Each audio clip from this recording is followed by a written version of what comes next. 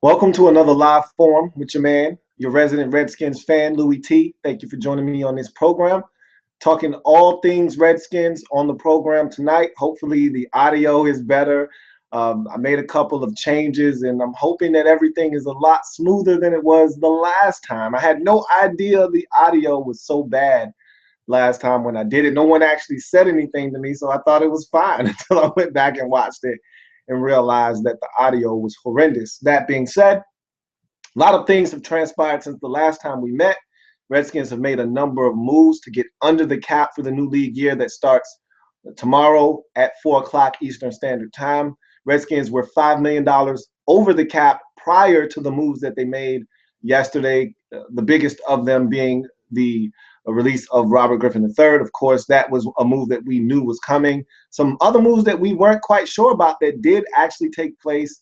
The Redskins also released Jason Hatcher. The Redskins released Dashon, Goldson, two veteran leaders in the locker room. Redskins also released Jeron Johnson, a guy that they signed just last year to compete for a starting position as a safety on this football team. So, number of moves. All of those moves saved the Redskins about a total of 27, just roughly around $27 million, getting the Redskins over the cap, right around $21-22 million worth of cap space right now for the Redskins to maneuver with, which isn't a lot in this day and age in the National Football League. You see all the numbers being tossed around with some of these premier free agents. We already know Malik Jackson is going to be a Jacksonville Jaguar, and he's going to get upwards of $15-16 million per year in Jacksonville, signing, I think, a 6-year, $90 million type of deal. So these free agents aren't cheap, and the Redskins don't have a lot of money. So we'll discuss what we think the Redskins will do and what some of these moves mean for the Redskins moving forward.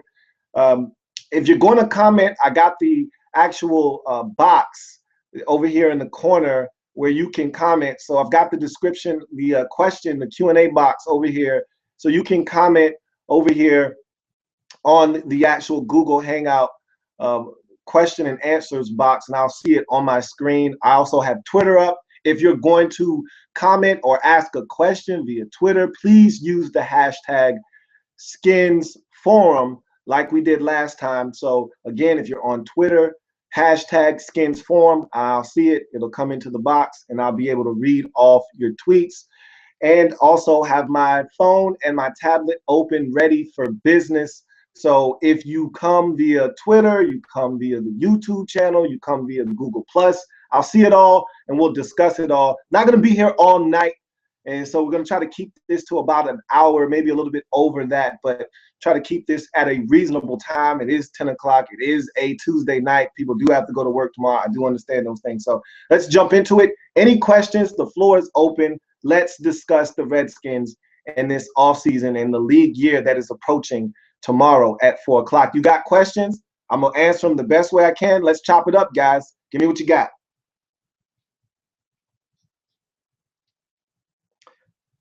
So let's see what we got going now. I already got a question coming from, what's going on, J-Moo? What's going on, Russ? Glad you guys could join me tonight.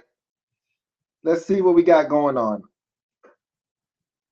Bahamat's TV asks, should they go after Ian Williams, defensive tackle for the San Francisco 49ers, or Damon Harrison? That's another name. Big guy from the New York Jets, nicknamed Snacks, big defensive tackle. To me, one of the better nose tackles in the league in terms of stopping the run. That's a guy that I'm highly interested in. Damon Harrison is 27, and this will be his second NFL contract. So, again, one of those guys that's probably right in the McLuhan wheelhouse. And then you got a guy like Ian Williams, another solid defensive tackle. I think McLuhan's a little bit more familiar with him coming from that 49ers organization. He's a guy that's 26 years old, so another young guy going into the prime of his career. So those are two guys that I think the Redskins will target. I think Harrison is going to be a little bit more pricier than Ian Williams will be. And I'm actually hearing that the Giants have strong interest in Damon Harrison, and that's a guy that I think the Giants will go after very heavily, and they may be able to get him. Again, him being from the New York area, coming from the Jets, just literally crossing the street and going to the Giants makes a lot of sense for Harrison. So we may miss out on him. And again, not having a lot of money to be able to allocate that to a different number of resources may help. It may see us miss out on some of these guys that are looking to get paid in free agency. And a guy like Harrison coming up on his first big contract, he's looking to get paid. And I don't know if we'll be able to break him off the way that he's looking to get paid. So Ian Williams might be more of a realistic option for the Redskins than Damon Harrison, although I would actually like the Redskins to go after Harrison a lot more than Williams. Either way, both of them are good football players. Neither one of them, to me, are three-down players, which is part of the reason why the Redskins decided to not bring Terrance Knighton back. Despite some of the flashes we saw from Pot Roast last year, inconsistent, two-down player, a guy that they feel like isn't necessarily what we're looking for, and they think they can upgrade the position. So let's continue to move on. I've got more comments as they're coming in. Remember, if you're on Twitter, use the hashtag SkinsForum. Let's see what we got going on.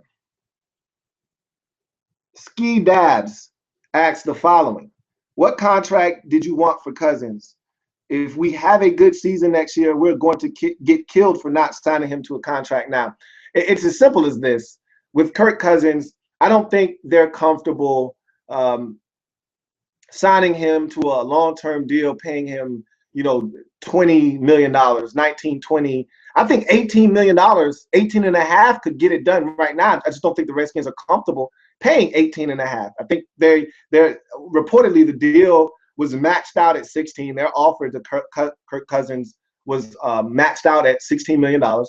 And they're looking at 20 because they say, look, his group and his side, they're saying, look, the franchise tag starts in $19.95. Why would we go any lower than that when we can play for $19.95? And even if he doesn't have the season he had last year, he's still going to get paid, regardless of the fact. If the Redskins don't want to pay him, guess what? Some other quarterback starving, needy team will pay him next season. So either way, Kirk Cousins is going to get paid. So in his mind, I'll play for the franchise tag. The Redskins probably are saying, you know what, we would prefer a long-term deal, would give us more cap flexibility, would give us an opportunity to go out and be more aggressive in free agency. But at the end of the day, if we get one more season out of Kirk Cousins, he plays and performs the way that he did last year, we'll feel more confident about him, and we won't have a problem paying him $21, $22 million. Because, the price is going to go up. It's not going to be the same next season if he plays the way that he played this year and we win ball games and we make the postseason. He's not going to be asking for $20 million anymore. He's going to be asking for $22, $23 million next year. So either way, I think the Redskins will be a lot more comfortable paying him that amount of money, knowing that there's a track record, there's a history, and there's more for them to go off of in terms of what this guy is going to do in the future. Remember, you're not paying for past results, you're paying for the future. And if he performs well enough next season, they will have no problems opening up the checkbook and the wallet for Kirk Cousins and paying him for future performances. So that's the way I think that situation will ultimately unfold. Let's see what else we got going on here. Let's see if we got anything going on Twitter. Yep, nothing on Twitter right now. I got more YouTube action though. What up, Ski Dabs? Good question you just asked. J Moo asked, what's going on, J Moo? What do you see as our biggest need in free agency? Great question. And the way I look at free agency right now, the defensive line to me is starting to really become an issue. That and safety. I look at both of those positions, and we know that in the draft this year, the defensive line is the deepest it's ever been, potentially. So I don't know if the Redskins are really that worried about the defensive line, but just think about this for a second. With the moves we've made this offseason, with Terrance Knighton being gone now, Jason Hatcher being gone as well, Kendrick Goldson, who is a veteran locker room presence and a guy that was just depth on the defensive line, potentially won't be back. And another guy that didn't get a lot of run last year, but it was always good to know that he was in our back pocket if we needed him. And Frank Kierce is another guy that is potentially going to be gone this offseason. So you're talking about 4 defensive linemen from the team in the roster last year potentially not being back. You look at the defensive line the way that it is right now, we need some depth. And they went out and they signed Ziggy Hood to a futures contract about 3 months ago. So that's a guy that they look at and they feel like he can come in, much like a Ricky John Francois last year. He can come in and potentially provide them with a little bit of depth.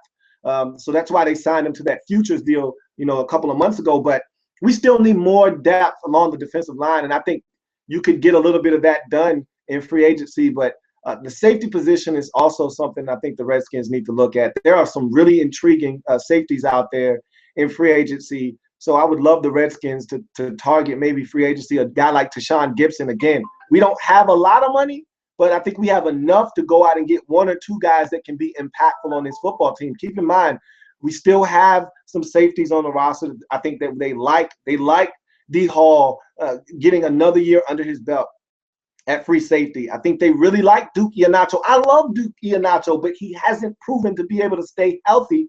They tendered him as well, so looks like he'll be back next season. And so if he can stay healthy, you got Kyshawn Jarrett. They feel like they have some guys that they can run with, but you need more depth. We need more there. Inside linebacker, I would love to take a run at Danny Trevathan, but again, money is an issue. There are a lot of teams out there with much more capital than the Redskins right now. So again, really don't know how that's going to sort itself out. But if you ask me what's our biggest need right now as it stands, I'm looking at that defensive line and I'm saying it's really light. It's really thin there. So, and I don't know about you. I like my beef. I like my beef well done. I like my beef cooked.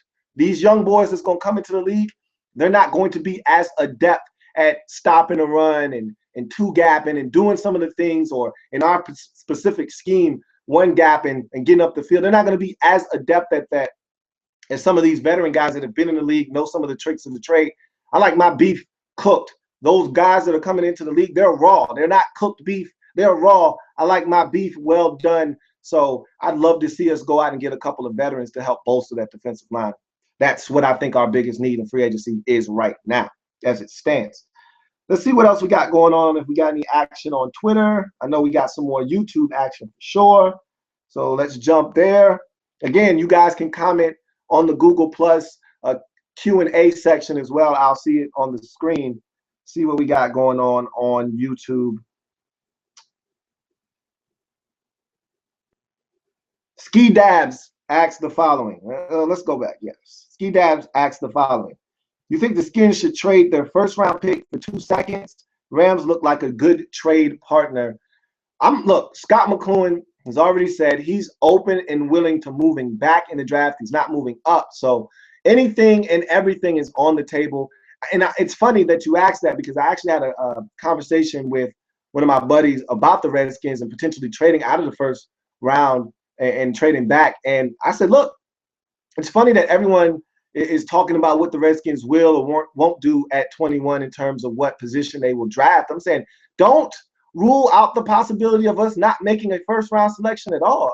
It would not shock me at all if Scott McCloughan, if he found a trading partner, traded back and got some value. And I would love to trade back, because this draft is so deep defensively, which is where we need the most help. This draft is so deep defensively. I would love to pick up a second-round pick.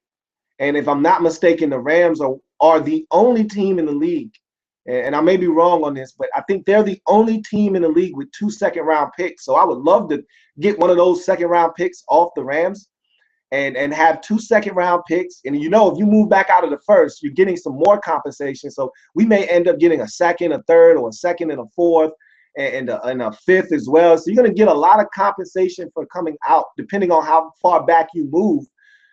You could be talking about getting a first-round pick next year or 2 next year as well, in addition to getting some picks this year. So I'm all about it. I would love to move back into the second round, get 2 second-rounders, get a big-time defensive lineman in the second round, and maybe even an offensive football player that can change the game, a big receiver or running back, or even go, double up on defense and get another defensive lineman or a pass rusher or a safety or a corner or any of those positions. We can use all of that stuff. Inside linebacker, who knows? There are the possibilities are endless if we trade back, and I would love to do that. But again, it takes 2 to dance.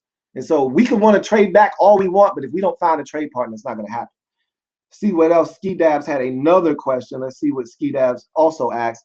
Will Mason Foster or Will Compton be the starting middle linebackers for the future or past next year? Compton looks slow as hell to me whenever I see him play.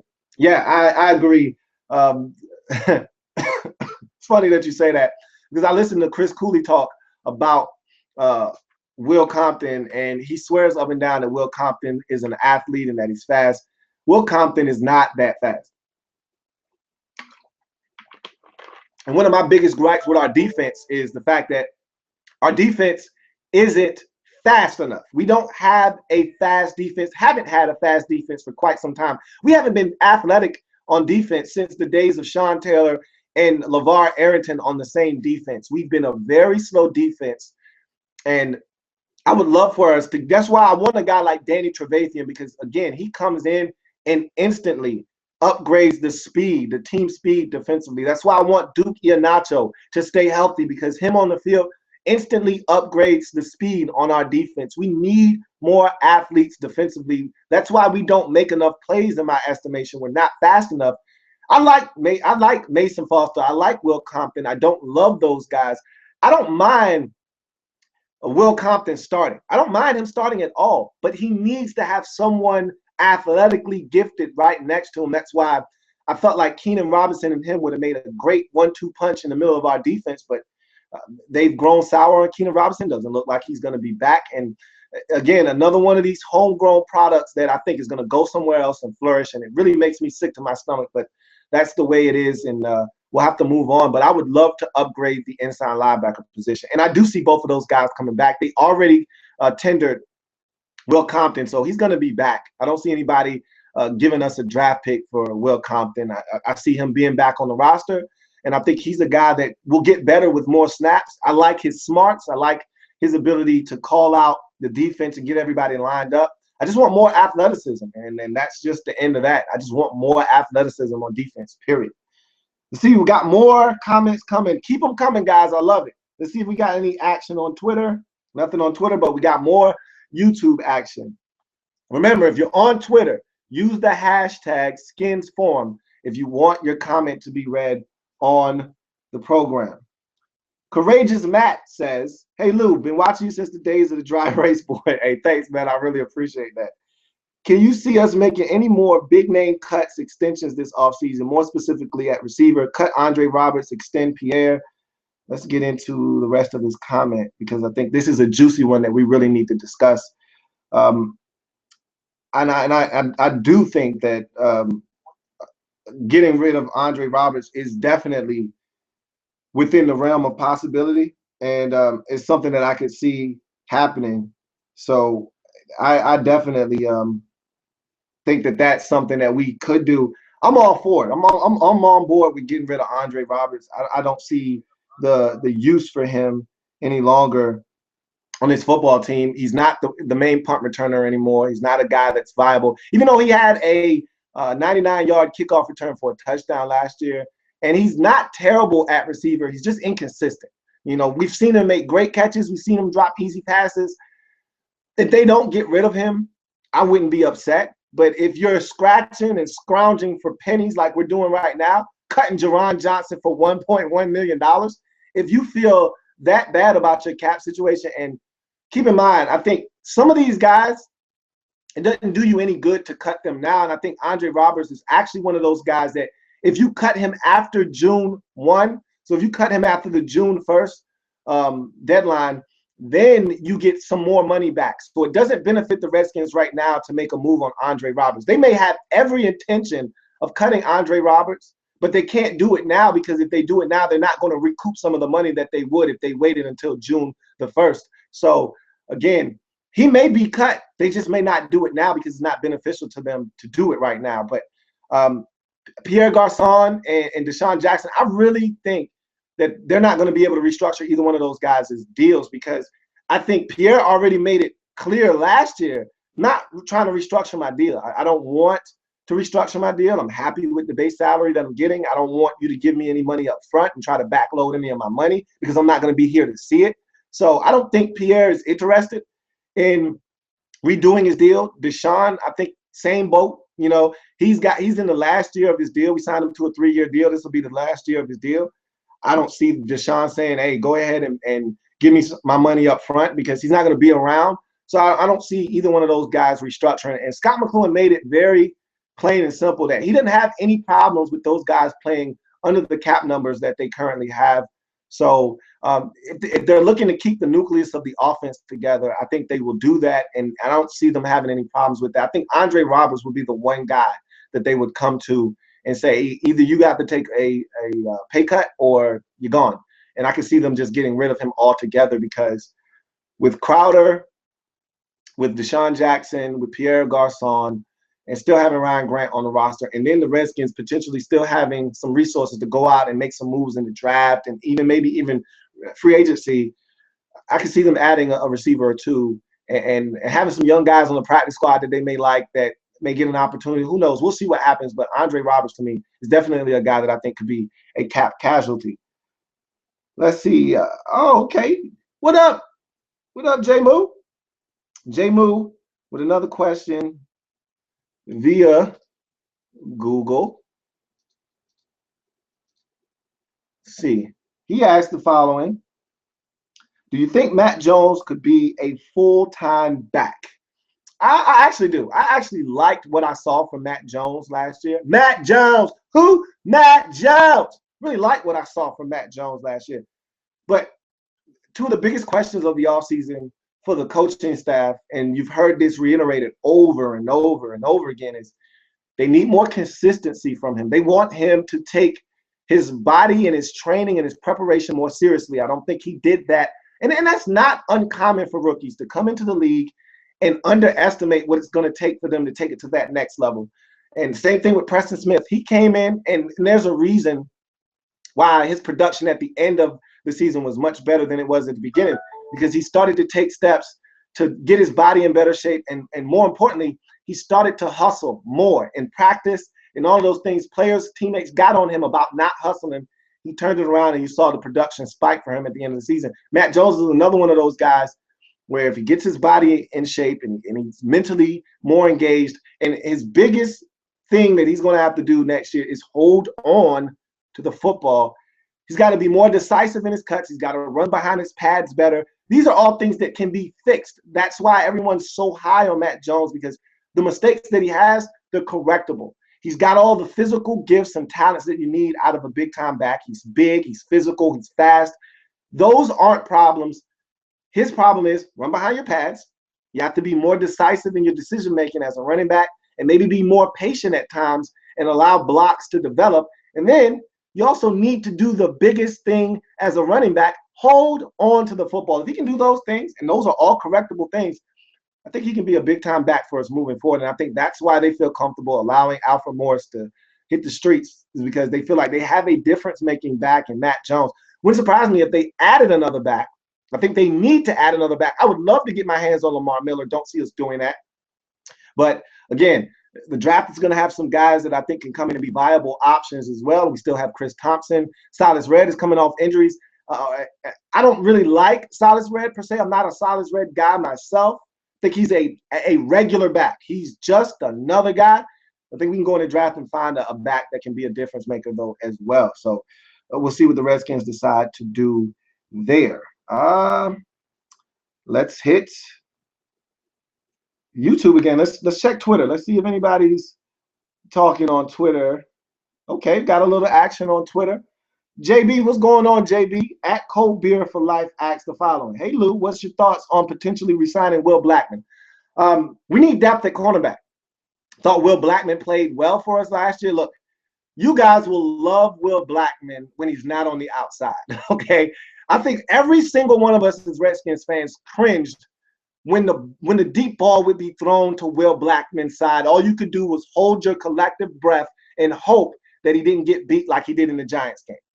But that aside, Will Blackman did some human-like work for us last year. And for a guy that came literally off of the waiver wire in the middle of the season when we needed him in the worst way, for him to perform the way that he did speaks volumes as to how good of a professional he is, his ability to stay ready, And I thought that he came in and really gave us a boost when we needed it the most because we were hurting in the secondary last year. And he is able to play multiple positions, and he gives you the depth that you need because he can play in the slot, which I think you will like him much better as a slot corner than you would out wide. And he can also play out wide, as we saw last year, in a pinch. So I don't have a problem with him potentially being re-signed. I would like to explore other options. Will Blackman is on the wrong side of 30.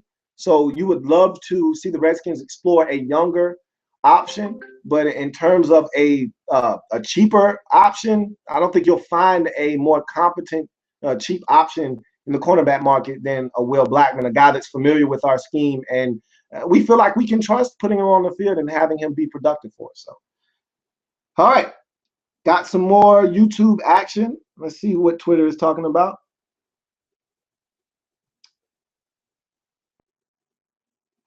All right. Let's see what we got.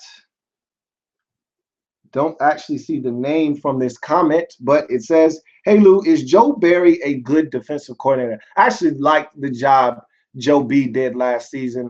We weren't a talented defense last year. Don't fool yourself, okay? He did a magnificent job of masking a lot of deficiencies and hiding a lot of the problems and injuries that we had last year on this football team. I thought he did a masterful job of just giving us opportunities. We had to play a lot of zone coverage because we didn't have enough athletes out there and guys that we trusted to play man-to-man coverage. Can't play man-to-man and blitz and be aggressive when guys are out there that you haven't coached all season long and there's no continuity. You got guys like D. Hall playing safety for the first time, and Kashawn Jarrett's a rookie, and we're asking him to play multiple positions. And, you know, Duke Iheanacho was penciled in as the starter. He goes down week 1, and it was just so many injuries on this football team. I mean, Mason Foster, a guy that we signed in the middle of the season, has to come in, or early in the season, has to come in and start at inside linebacker for us. It was musical chairs everywhere on the defense. And I thought he did a good job of giving us a chance to compete. We got some turnovers late in the season. I thought he did a really good job of scheming up ways to keep this defense out of bad situations, and he gave us a chance to compete. And I don't have a problem with Joe Barry as a defensive coordinator. We need to get more talent to give him more ammunition to be more aggressive. Until then, he's going to have to continue with some vanilla looks, a lot of cover 3, a lot of safe coverages, a lot of 3 deep, 4 underneath coverages to stop teams from being able to really go deep on us and open it up. So I thought he did an okay job last year. I didn't have a problem with Joe Barry at all as our defensive coordinator. Okay. Let's go back to YouTube. Got another comment. Let's see what we got. What up, Brax? What's going on, man? Brax asked the following. Do you see us cutting Pierre Garçon and drafting a guy like Josh Doctson in the draft? First and foremost, I would love Josh Doctson in this draft. To me, he's one of the best receivers in this draft class. And this is not a deep receiver class in this draft. So if you want a receiver, you're going to have to go after him fairly quickly.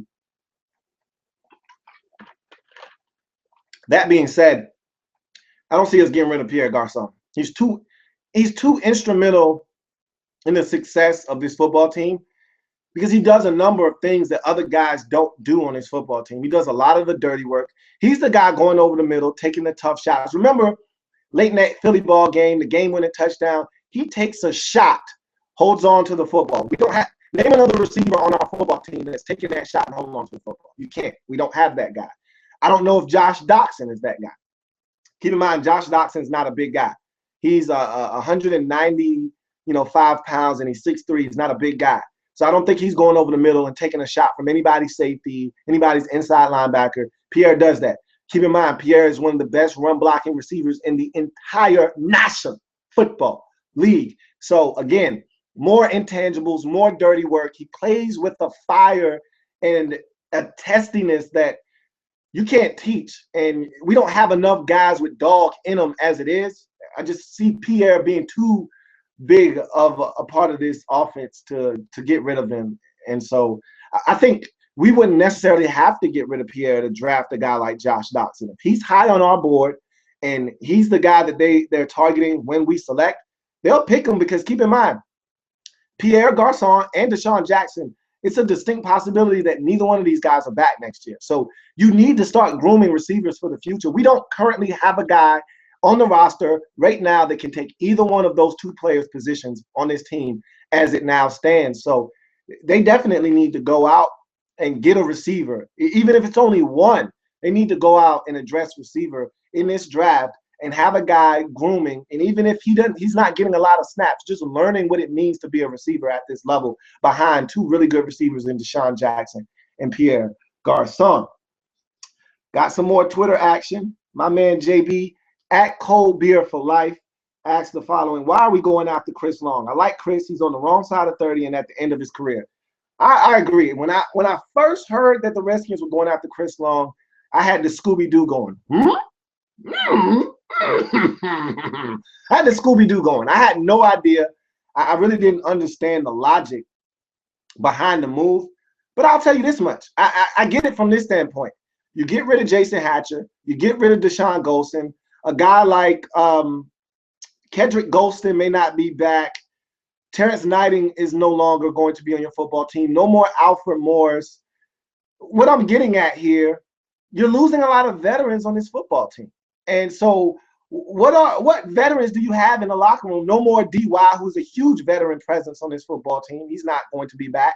How many veterans do you have in the locker room that these young guys can look up to and say, hey, this is how we need to approach the game. This is how we're supposed to practice. This is how we're supposed to do film study. How many of those guys can look up and say, hey, here's a 6-year veteran. Here's an 8-year veteran. Here's a 10-year veteran that's been in the league.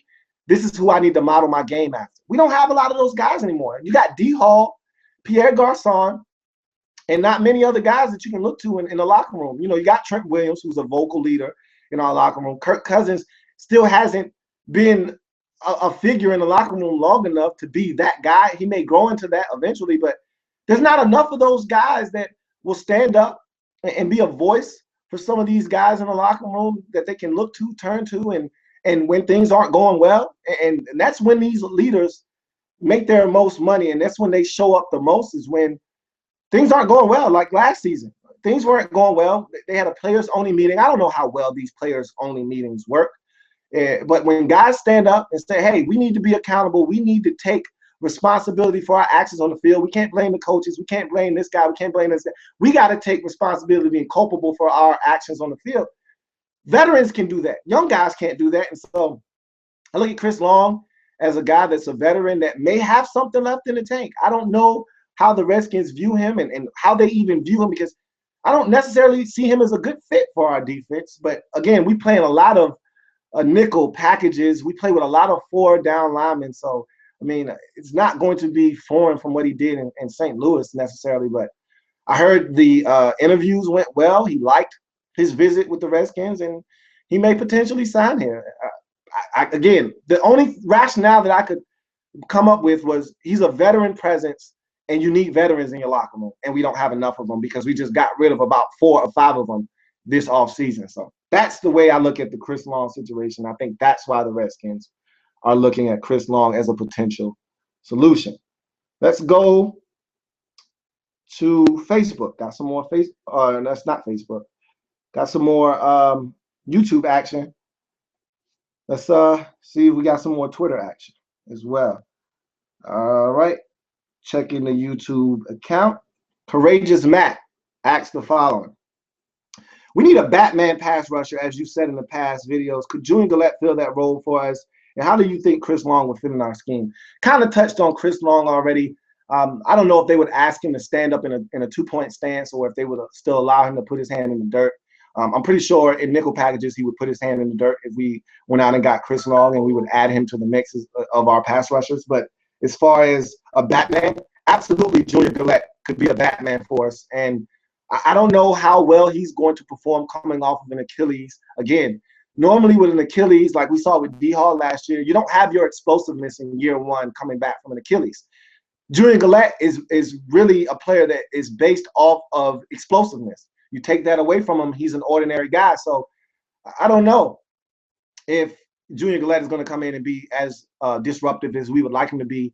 But that being said, I would love to see what he brings to the table. He's a guy that before the injury last year was getting double-digit sacks, every year. So I would love to see Julian Galette come out there and be a Batman to Ryan Kerrigan's Robin and give us a 1-2 tandem that could be very formidable in this league. We need more pass rush. At the end of the day, Ryan Kerrigan is good. He's not great.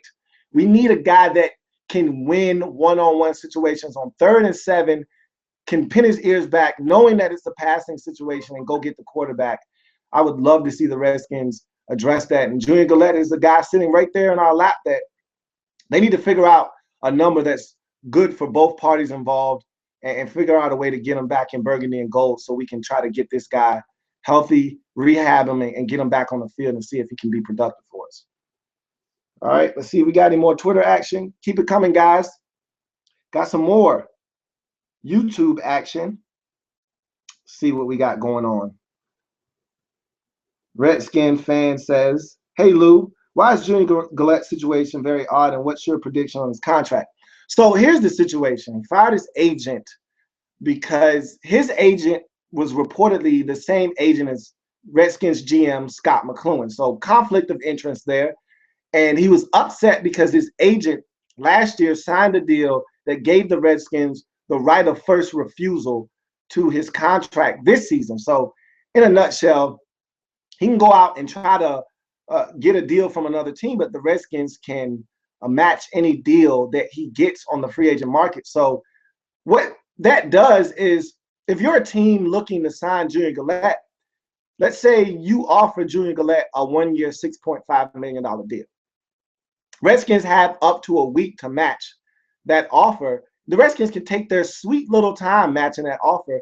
So if you're a team out in free agency looking to sign other free agents, if you put that offer sheet out there for Julian Galette, you just tied up $6.5 million for up to a week that you can't spend on other free agents because the Redskins have a right to match that deal. So in other words, what I'm saying is that if you're a team out there looking to sign Julian Galette, you might be turned off by the fact that you might have to tie up some money that you could potentially spend on another free agent and waiting on the Redskins to make a decision on whether to sign Julian Galette. You could miss out on a guy that you target and covet because you're waiting on the Redskins to make a decision on whether they want to match the offer sheet that you put on Julian Galette or not. So that's going to scare some other teams away. So upset about that and the fact that it's a conflict of interest. He fired his agent. At the end of the day, bottom line is he wants a 1-year prove-it deal. Redskins want to sign him to a multi-year deal based off incentives.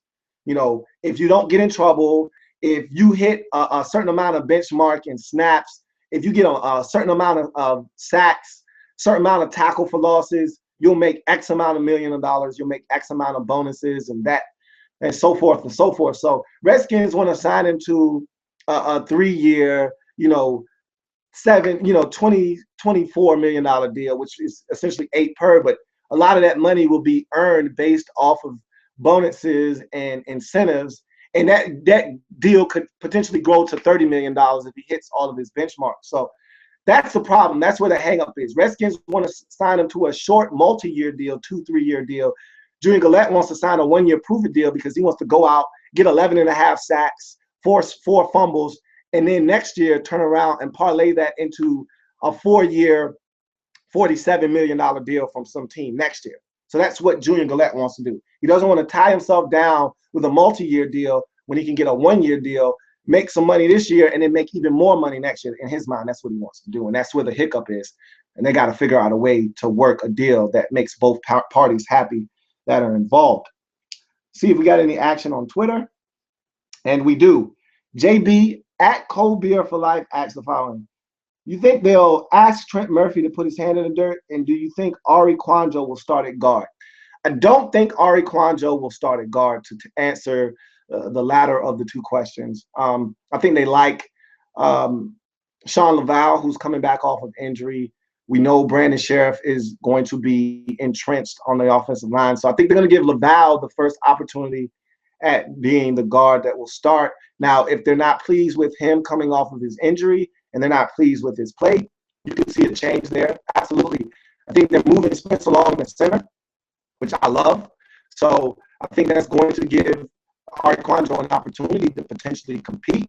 But I'm not sure if he'll be able to beat out Sean Laval at this present moment.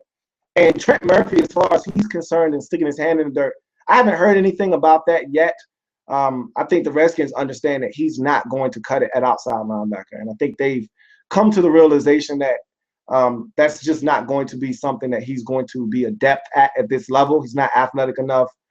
He just isn't able to get enough pressure on the quarterback. So I think they're going to try to do something with him to try to get value out of him. And I think the most logical move would be either to move him to inside linebacker or, as you referenced, putting his hand in the dirt. We'll see what the Redskins do. They may not do any of those things and just leave him at outside linebacker. And he's great at stopping the run. So, I mean, he does serve a purpose there. But if you're looking for more explosiveness off the edge, you're not going to get it out of Trent Murphy. They realize that he'd be better served with his hand in the dirt. But in order for him to put his hand in the dirt, he'd have to probably put on another 10 or 15 pounds. And I don't know how they feel about him doing that. And I don't know how he feels about having to put on that kind of weight. So we'll see about Trent Murphy moving forward. All right, let's see if we got any more action on Twitter, if we have any more action on YouTube. Let's see what we got going on.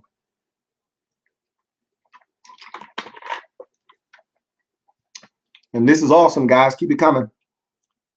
Let's see. Let's see what we got.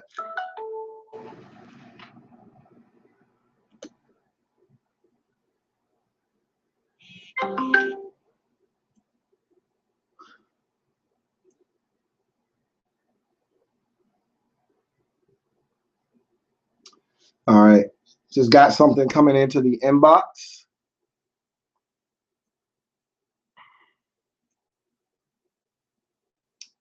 See what it says.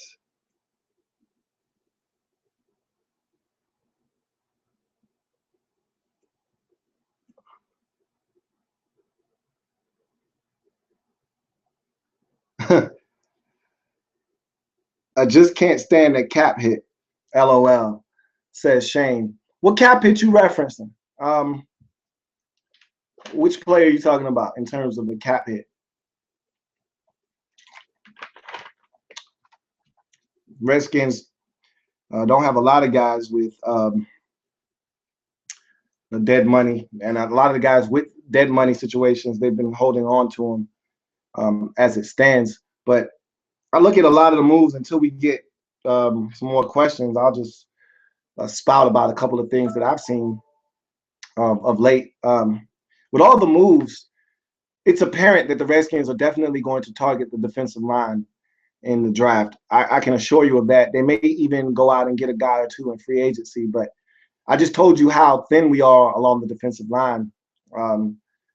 So to me, there's no doubt that we're going to target the defensive line. Looking at the secondary, you got to think that we're going to target safety as well. Depending on what we do in free agency, it'd be interesting to see what we do at cornerback.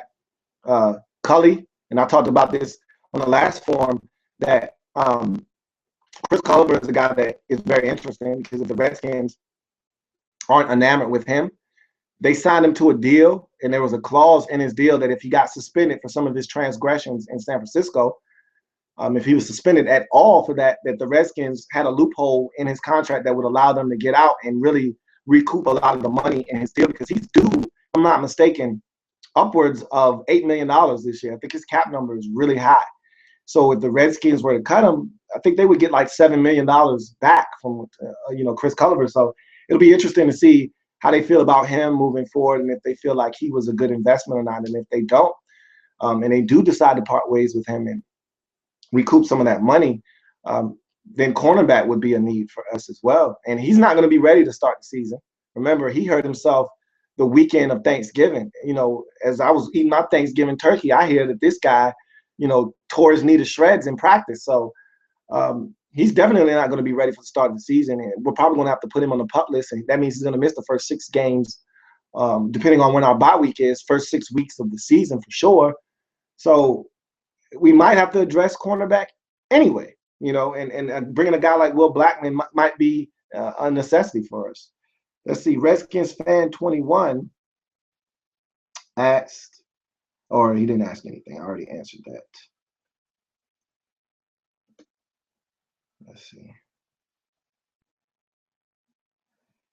Courageous Matt asks the following. What kind of value do you think the market will put on Alfred Morris? Will it be enough to eliminate any chances of him coming back next year?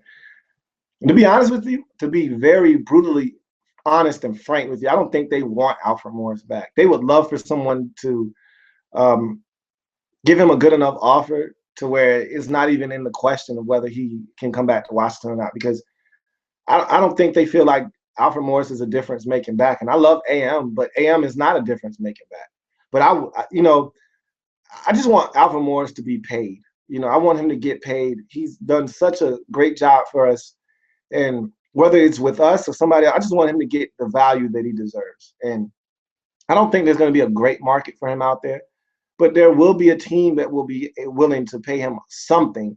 Is it what he deserves? I don't know. We'll see. I think he's in that $4 to $5 million range. It might even be less. It might be $3.5, $4 million for Alfred Morris. I don't see him getting more than $4 million per year.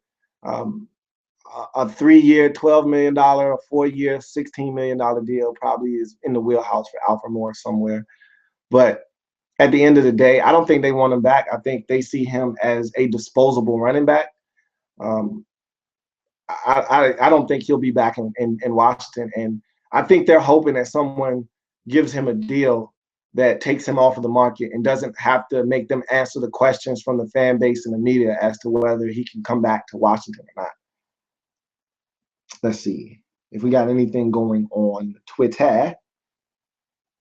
And we do. We got some Twitter action. Got a couple of Twitter comments. Let's jump on Twitter a little bit.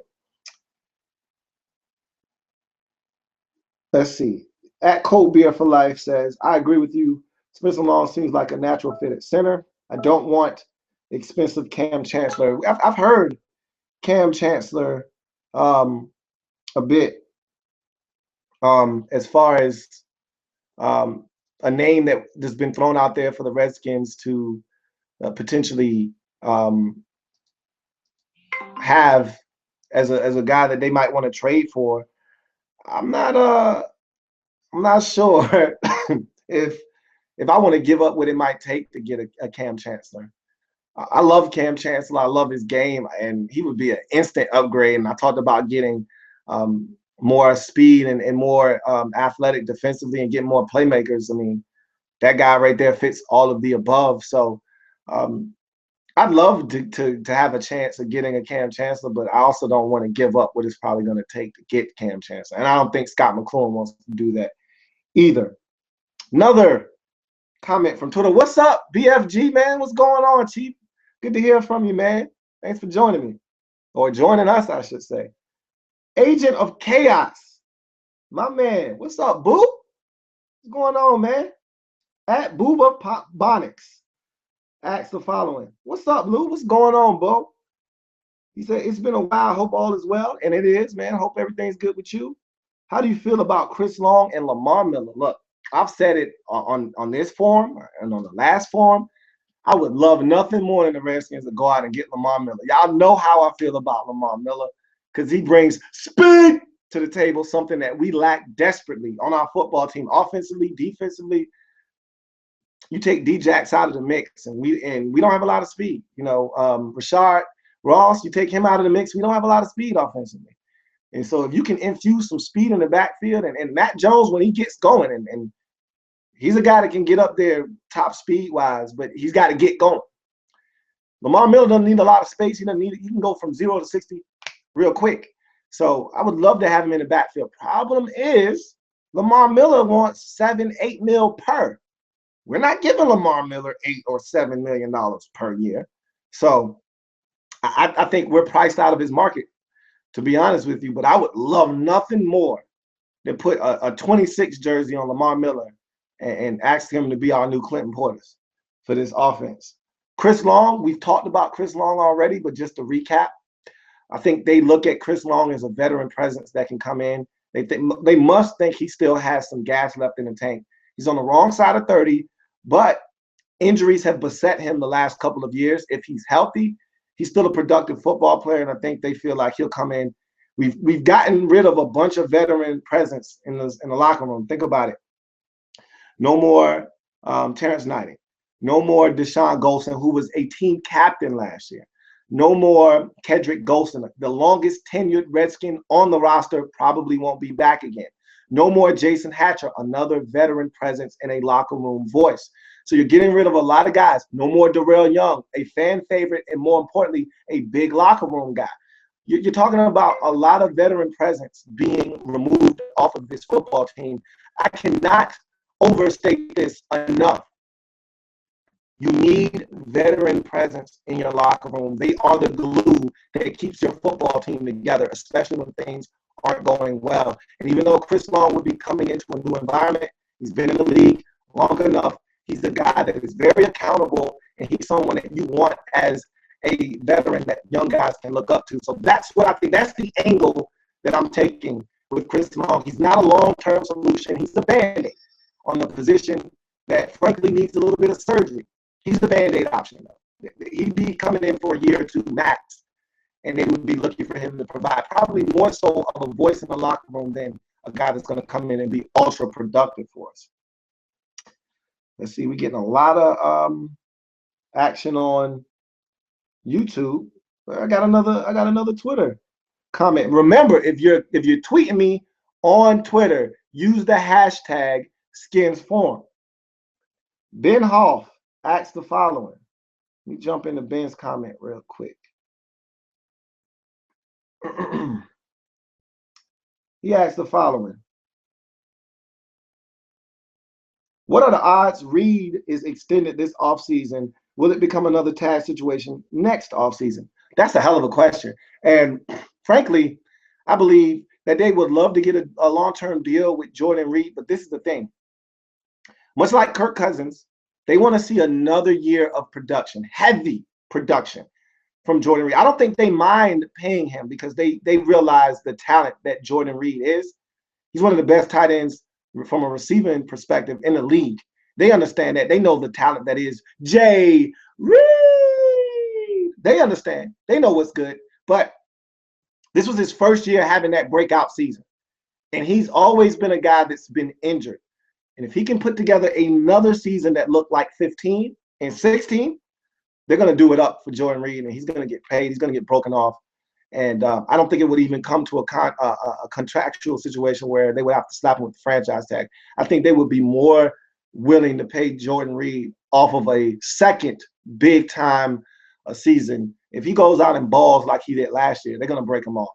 And it may happen during the season next year. If he plays well to start the season, they may not even wait to the end of the season. They may break him off in the middle of the season. Good question, though, Ben. At HTTR_Hall. Got some more action on Twitter. Guys, keep it coming. I love it. At Cold Beer for Life, JB, my man, asked the following. Are you as excited as me to see Jordan Reed, Niles Paul next year? You damn right I am. I was foaming at the mouth last year at the prospects of Niles Paul and Jordan Reed being out there at tight end, healthy, running around, being mismatched nightmares. Niles Paul was coming off of his best year statistically. And Jordan Reed, we've always felt like this with Jordan Reed. If he's healthy, he's dangerous. And so seeing what Jordan Reed did last year, knowing what Niles Paul can do, defenses don't want to see those two guys at the tight end position. They just don't. And if we can get him healthy, and then also, I don't know about you guys, but I really liked what we got out of Derek Carrier last year. And I think that he's a guy that's very talented. And I don't know if he'll be back. The Redskins might actually decide to do an injury settlement with him because, remember, he tore his knee to shreds in that Bears game late in the season last year. He won't be ready for the start of the season. I don't know what they will do with him, but I would love to see them allow him to mend and get him back. And I would love to have a three-headed monster at the tight end position of Carrier, Paul, and Jordan Reed. I'm telling you, that would be one of the best tight end groups in all of the National Football League because I think all of those guys are very gifted and talented, and all of them do something and bring something to the tight end position. So, yes, JB, I am as excited as you are for the prospects of Niles Paul and Jordan Reed both being on the field at the same time at the tight end position for the upcoming season. What up, BFG, man? What's good with you, man? Good to hear from you. BFG at Burgundy Fly Guy. And again, you know BFG. You've seen his show. If you haven't, shame on you. Go check his channel out on YouTube, Burgundy Fly Guy. He asked the following. Great show, bud. I appreciate that, man. Watching from work. Wow, man. You at work checking me out. I really appreciate that, man. Do we need D-Jax and Garcon? Yeah, we do. As much as I would love to say, hey, man, we need to go out, get a young guy, have him come in and groom him. We need both of them for two vastly different reasons. We need D-Jax because of his ability to take the top off the defense. We saw what this offense looked like without D-Jax early in the season when he missed the first 5 or 6 games of the season. Teams were playing us like teams were playing the New England Patriots last year. Every possession, teams were playing us like we were in the red zone. They were packing everything in. They were daring us to take it over the top, and we couldn't. We didn't have anybody that could. And that allows teams to pack it in on us, play everything 15 yards, and it's just hard to work when there's no space. And for an offense that is predicated on timing and spacing, when you don't have the adequate space and they're able to cheat up and put an extra guy in the box for the run game because they don't have to keep the safety high, it just makes everything that much harder to do, especially when we struggle running the football. We can't afford to have an 8th defender in the box. So we need D-Jax just because of the threat of him taking it deep. And as far as Garcon is concerned, I talked about this earlier, with Pierre Garcon, he just brings so many intangibles, so many things you can't measure to the game. I think he plays with a level of tenacity that is unmatched by anyone other than Trent Williams on the offensive side of the football. He's the best run blocking receiver, or one of the best run blocking receivers. I put my money on it that he's the best in the league. You can't dispute that, and you can't discount that either. He's the toughest receiver we have. He's tough as nails. He's the only receiver that we can count on, maybe outside of Jamison Crowder, and even Crowder isn't as big as Garcon, isn't as physical, that can go over the middle, catch the football, take a shot.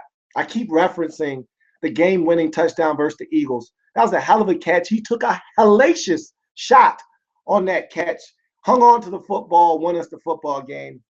We don't have a lot of guys that's doing that. So he just brings a level of toughness that, frankly, we lack on this team. And so I just think Pierre Garcon is a necessity. He does all the dirty work and all of the things that a lot of the receivers just don't do on our football team. So I think, yes, we do need both of those guys if we want to be the same offense or better, in the 16th season. And I think those guys are instrumental in our success, if you ask me. Let's go to YouTube. I know we got some action on YouTube because we've been getting some work on Twitter of late.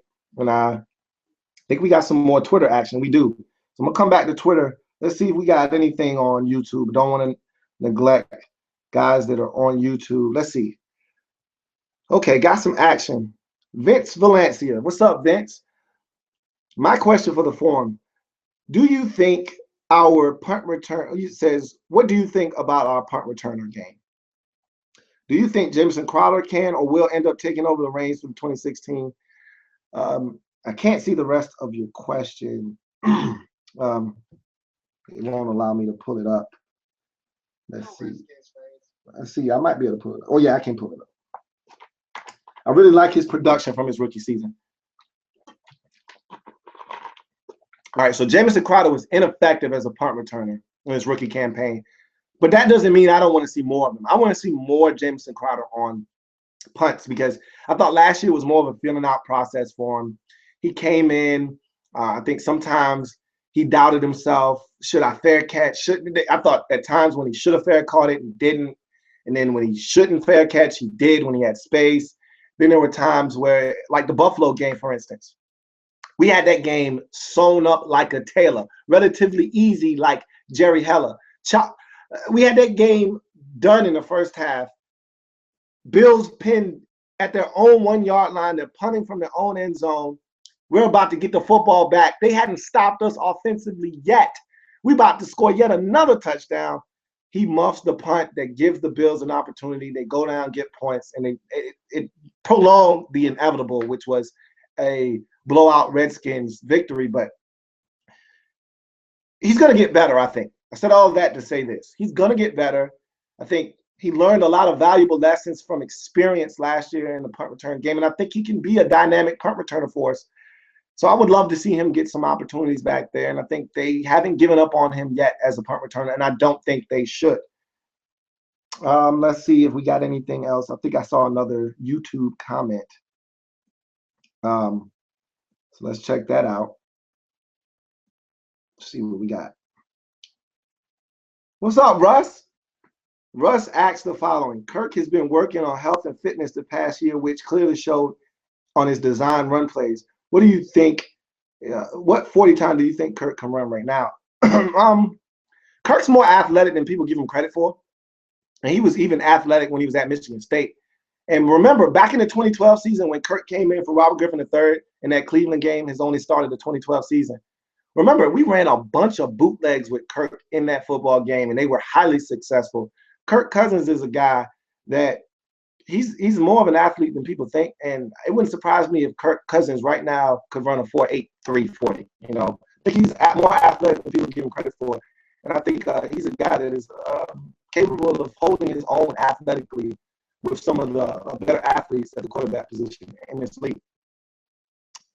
Let's see. I think I got some more action on this. I think this is a really good question. Courageous Matt asks the following: who do you think will be our backup quarterback next season? Bring back Colt McCoy, rumors of a trade with Nick Foles, another free agent, or maybe one draft to groom behind Kirk? Oh, awesome question. We need to jump into this, Courageous Matt. Good question. All right. So, of course, you all have heard the rumors about the Redskins potentially trading for Nicholas Foles. I don't think the Redskins are going to do that, but Redskins are interested in Nick Foles. I don't have a problem with Nick Foles as a backup. I don't have a problem with Nick Foles. If you can protect him, and his offensive line, as we've seen, they can protect. If you can protect Nicholas Foles, he can go to football. So I don't have a problem with Nicholas Foles. But I don't have a problem with Colt McCoy either. And Colt McCoy will be cheaper. It won't cost us any draft picks. He didn't sign a big deal like Nicholas Foles did with the Rams. I think Nick Foles is making right around $11, $12 million per year. Colt McCoy isn't making that kind of money. I think Colt McCoy has hurt feelings. You know, I think he was a little bit disappointed that he didn't get an opportunity last year and he thought he was going to. So because of his feelings and you know, those getting involved, he may not want to come back to DC. It may not be in our hands because I think if we had it our way, we just re-sign Colt McCoy, bring him back. He's a capable backup. I feel comfortable with him in a 4-game stretch going 2-2. I don't know about you, but I feel comfortable with Colt McCoy backing up Kirk Cousins. He knows the offense. He's been here long enough. I feel good about him coming back, but I don't know if Colt McCoy wants to come back. You know, he may want to go back home to Texas. I've heard rumors of him going to Dallas. I've heard rumors of him going to the Texans. So we'll see what happens with Colt McCoy. I think even if we bring Colt McCoy back, we're still drafting a quarterback. I don't see any way possible we leave this draft without a quarterback. I just don't. I think we're going to draft a guy in the middle to late rounds, and we're going to groom him as a guy that can be a backup for us, and they're going to feel good about that, and I'm going to feel good about that. So either way, we're going to address the quarterback position, whether we bring Colt McCoy back or not. All right. Let's see what we got going on. We got some Twitter action. Okay. And my man Brax cleared up the question I asked him. He was referring to Pierre's cap hit. Okay, gotcha. Yeah, he's not going anywhere just because of the cap hit. And that's why I said next year would be the year if the Redskins decided to get rid of Pierre. It would be next year because they wouldn't owe him any more guaranteed money. So there wouldn't be any dead money on the cap. And so you wouldn't be taking a cap hit if you got rid of Pierre Garçon next year if his cap number was too high for the team's liking. So, yeah, we're on the same page. Cold beer for life. My man JB asks the following. Really like what I saw from Crowder last year. What do you see out of him next year? I love what Jamison Crowder brought to the table last year, and he's only going to get better. With experience comes more, you know, assimilation and being comfortable in the offense. You could tell at the end of the season, there was less thinking and more doing. And, you know, when rookies come into the league, it's a process of them being able to figure out what it is they're supposed to be doing. and not having to think about, okay, I know the play call. What am I doing on this play? Is it zone? Is it man? How do I set this guy up? All of those things start to fall into place once you know the playbook, you know what you're supposed to do, you watch film, you understand. So year 2 is going to be much better than year 1 for Jamison Crowder. I think he's going to be better as a punt returner. I think he's going to be more dynamic as a receiver. I think he's going to be more of an option down the field as a deep threat. I didn't think he did a lot down the field, and I think he's capable of being a big threat down the field a little bit more so than he was in his rookie season. And when I went back and watched the tape and I did a film breakdown of the Packers game, Jamison Crowder went deep and was open a couple of times against the Packers, and I think they're going to use him in that regard a little bit more next season. He can win underneath. He can beat, I think, any slot corner in this league underneath with his quickness and his ability to make plays on the football. So I think he's just going to get better, and I expect big things and a quantum leap from year 1 to year 2 for Jamison Crowder, as do I think a lot of you out there feel the same way about him. And so Ben Hoff at HTTR_Hoff asks the following: say next season the Skins finish below or at 500. How well does Kirk need to play to warrant franchise quarterback deal? So one of two things needs to happen for Kirk to get the money that he's looking for right now. A, he follows up his season in 15 with another one of those years, and he doesn't have to break, 7 franchise records like he did last year. I think the biggest thing but if he goes out and does that, and the Redskins go 6-10, and a lot of the blame can fall squarely on the shoulders of the defense, he'll get paid. It won't be his fault. You move on. I mean, look around the league. Franchise quarterbacks don't always win, and it's not necessarily their fault. I mean, look at the Saints this year. Worst defense in NFL history. It wasn't Drew Brees' fault. They went 7-9. You're not going to blame that on Drew Brees, are you? So you're not going to win every year with a franchise quarterback necessarily, unless his name is Brady or Manning, or Rodgers. But that being said, if he doesn't have the type of season he had last year, but the Redskins still go 10-6, 9-7, even 8-8, and have a shot late in the season to make the postseason, and he plays well, doesn't play great, he's going to get his deal. He doesn't have to match what he did last year to get paid. He just has to continue to show that he has a command of this offense, that he can lead this team, and that he's a viable candidate to be a franchise quarterback moving forward into the future. That's all he has to show. And if he does that, he'll get paid. But if he's looking to get the blockbuster deal that he was asking for this year, then he's going to have to play like he did last year. If the Redskins win, and let's say his numbers last year were 29 touchdowns, 11 interceptions. I think it was 29 and 11. If the Redskins, let's say he goes 24 and 13 next year. Solid, not great, solid.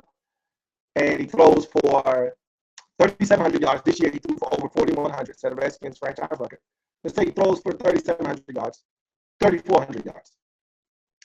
Let's say his completion percentage, which he led the entire National Football League in completion percentage with almost 70%, right around 68, 69.8. Let's say he goes 64%, so completion percentage comes way down. But it's still good. It's not great, but it's 64%. I think Kirk Cousins still will get a really good deal. Now, what he will be willing to take, I don't know. And again, what you have to keep in mind is what we want to pay him and what some other team will pay him may be vastly different, but we can't afford to let him hit the streets. So we may have to franchise him again. Who knows? If he can put all of this to rest, if he just goes out with a full offseason under his belt. That's why he went out and signed his franchise tag already and signed that tender, because he wants to be a part of all the offseason workouts. He wants to be the guy, and he wants to lead us, and he wants to take full advantage of this year because he wants to put himself in the best position to have a phenomenal season so that he can cash in at the end of the year. He's doing all the right things. So with that being said, if he just goes out and does exactly what he did last year, and that's be a distributor, as he calls himself, a great distributor at that. He doesn't have to play above and beyond the call of duty. He doesn't have to go outside of himself. Be a distributor. When plays are there, take them. When you have to use your legs, use them like you did last year. Keep yourself out of harm's way. Protect the football like you did at the end of the season. He's going to get paid next year. And the Redskins won't have a problem doing that. So there is a possibility, just to wrap that up, there is a possibility of us finishing at or below 500 and Kirk still playing well and getting paid. Yes, that's a definite possibility. All right, got some more Twitter action.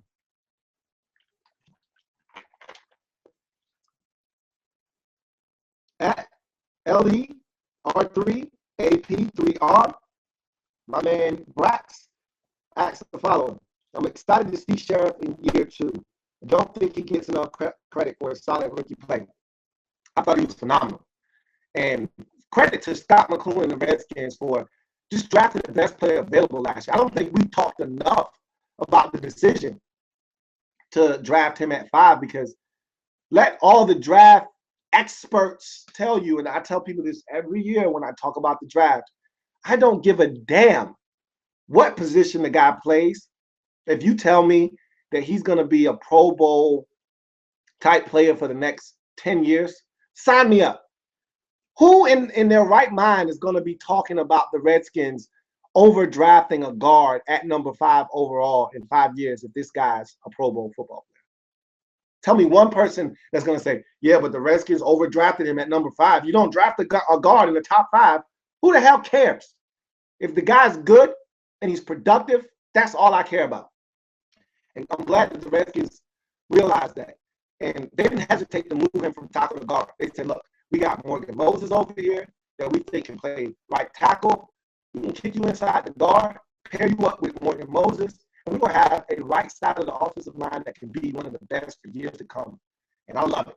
And I think Brandon Scherff is going to be a lot better next year because A, he wants it, B, he's hungry, and C, he's a damn good football player.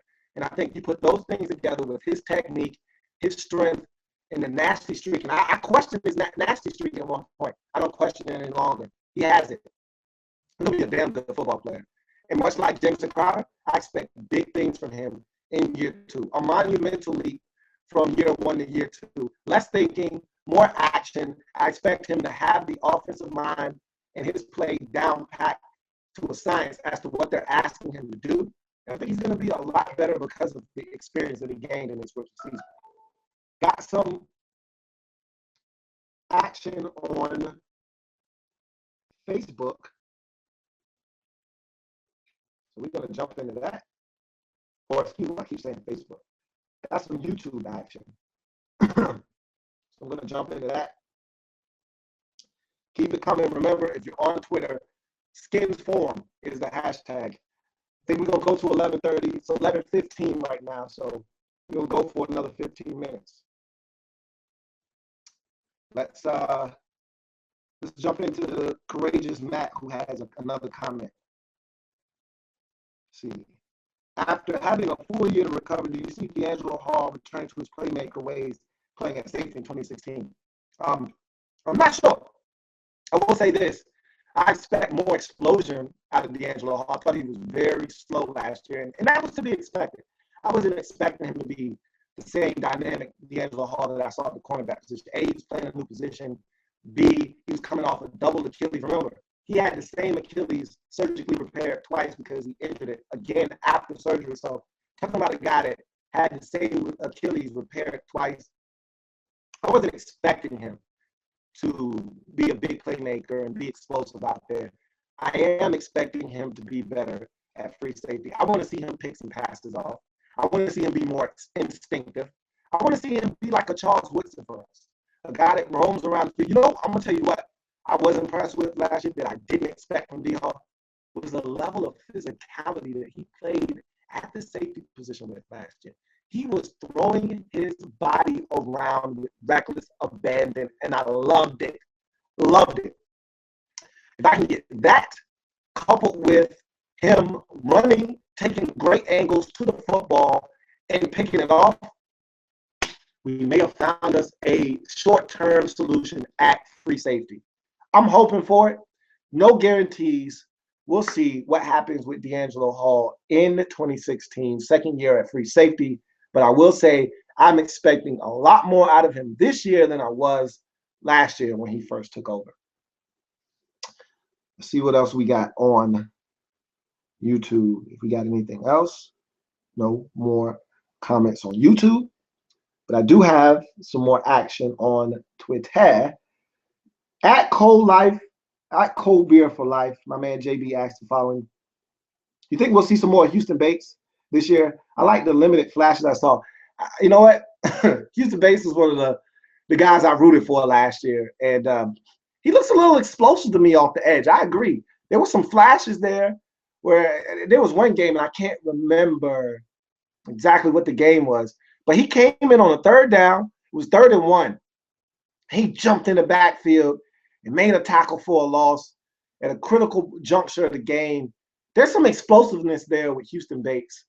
I hope they're working with him and developing him, and I hope he gets an opportunity, man. I want to see, what steps he's taken in the preseason, and he plays well on special teams, so he gives himself a shot to make the team from that standpoint.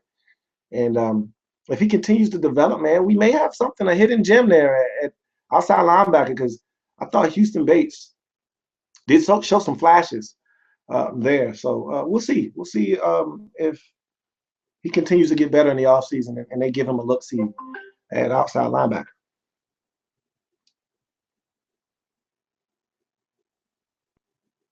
Let's see if we got any more action on Twitter.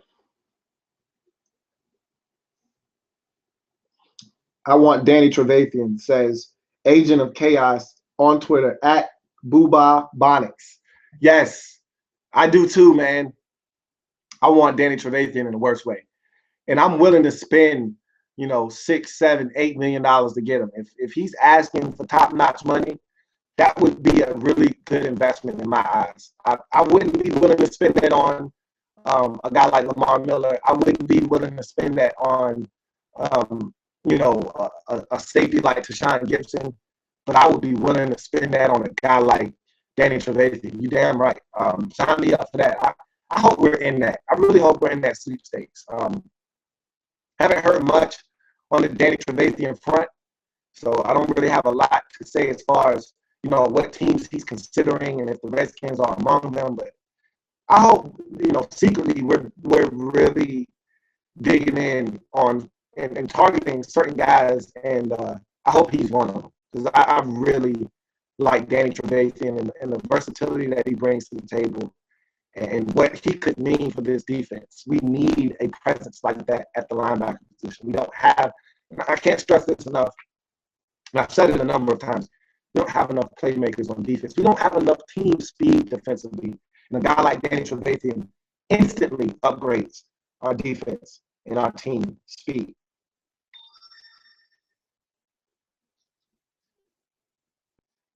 Keep it coming. We got 10 more minutes, guys.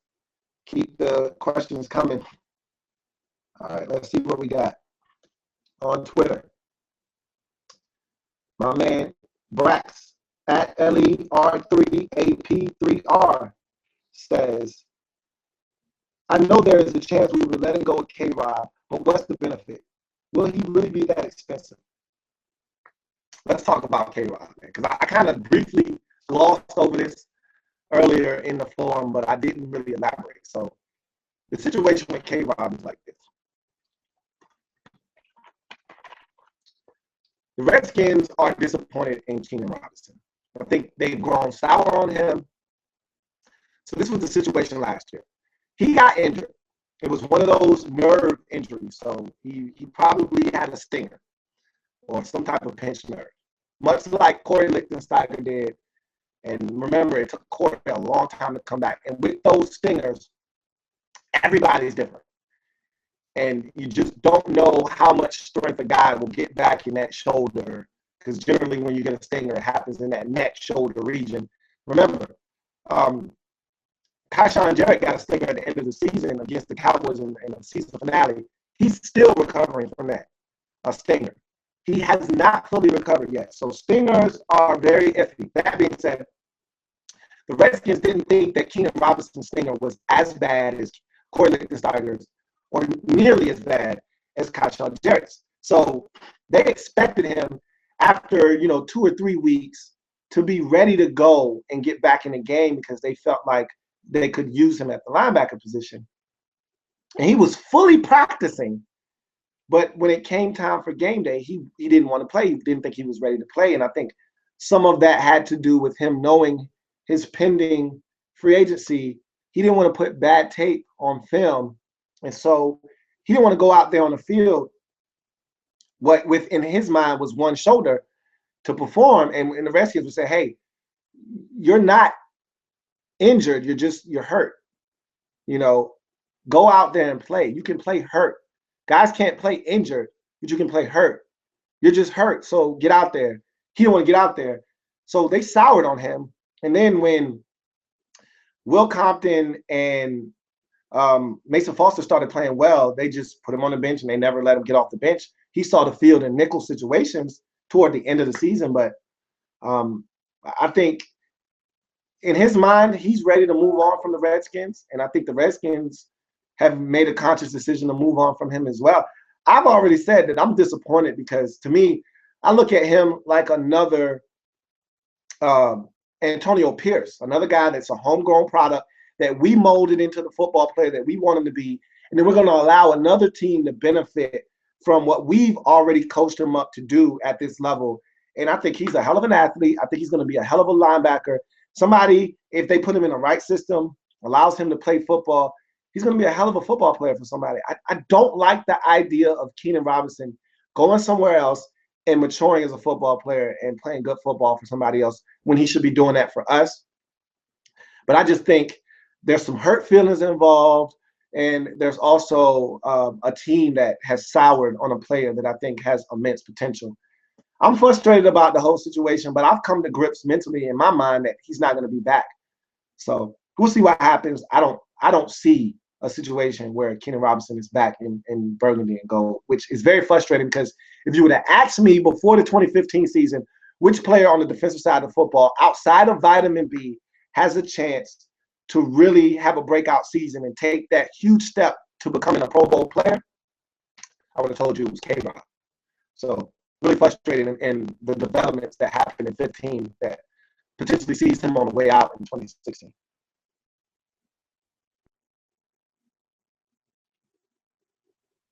I don't think it's a money situation, to be honest with you. I don't think that he's that expensive because his season wasn't that great.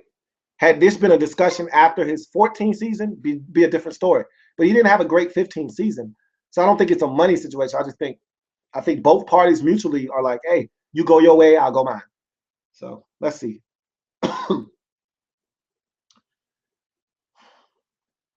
We got 5 minutes left. And let's see. On YouTube, Courageous Matt says, thoughts on recent moves made by our division rivals. Mass exodus from Philly. Cruz possibly getting cut from New York. He's been a pain for us. So quickly, Victor Cruz, he's been injured the last 2 years. So Giants might be ready to move on. We don't know what he brings to the table. And I don't think the Giants are willing to wait any longer. If he can't prove that he's healthy, they're ready to move on. With Philly, you had to expect a mass exodus because those were all Chip Kelly guys. Chip Kelly's no longer there. So it's no surprise. Romo getting the plate inserted in his shoulder and collarbone and having surgery.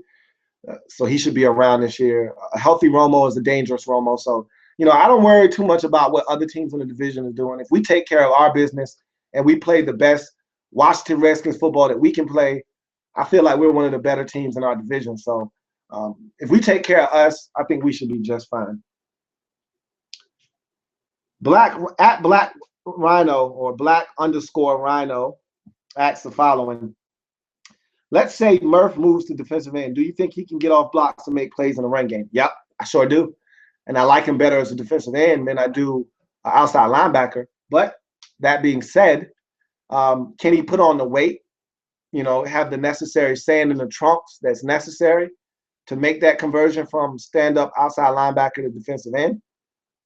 I think he'll actually look more explosive if he puts his hand in the dirt and goes from a 2-point stance to a 3-point stance. So I'd like to see him do that. Are the Redskins looking to do that? I don't know. I haven't heard anything about it. But I think it would be smart on their part to have him make that conversion because, again, he's not going to be productive as an outside linebacker. That's not who he is as an NFL football player. So I'd like to see them make some kind of switch with him because I would like to see more production out of Trent Murphy. Let's see.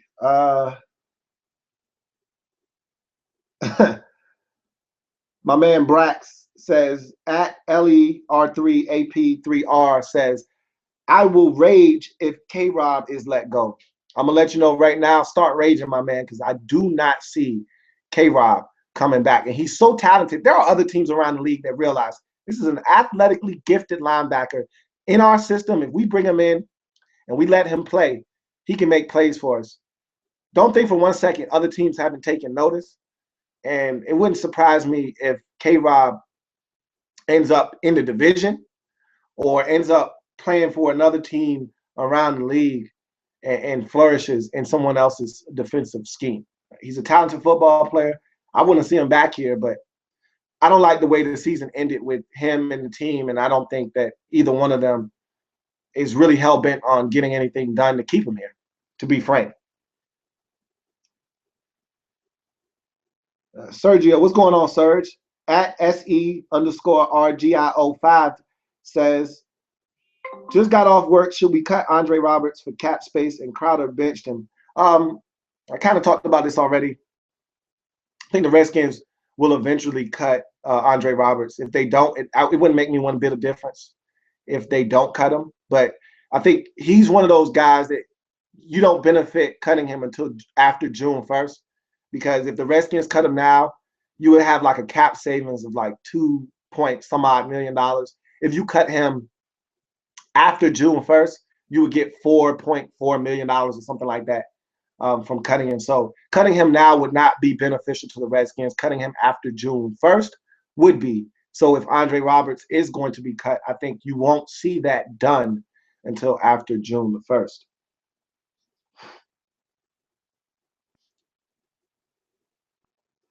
Sergio also said, I'd like to see the Skins bring in Dashon Gibson for a visit. I'd love to see the Redskins bring Dashon Gibson in for a visit as well. Question is, how much money is Dashon Gibson looking for? Young safety going into his second NFL contract. Very, very productive with the Browns. Had a down season last year due to some injuries, but he's very talented. I think he's going to make some money out on the open market. And he might be another one of these guys that may be just too rich for our blood, but I'd love to take a run at Dashon Gibson. George Iloka is another young safety out of Cincinnati that I wouldn't mind the Redskins taking a step. And I actually love him coming out of Boise State. I love his size. I love his athleticism. And I like how he's progressed as a football player. I've watched him grow in Cincinnati into a much smarter, because that was one of the things that bothered me was he wasn't as smart a football player as I would have liked him to be coming out of Boise. He's a much smarter football player now too. So he's a guy that I would like the Redskins, and I think he would actually be a little bit cheaper than Dashon Gibson as well. So we'll see what happens from that end of the spectrum. Got another tweet. This one from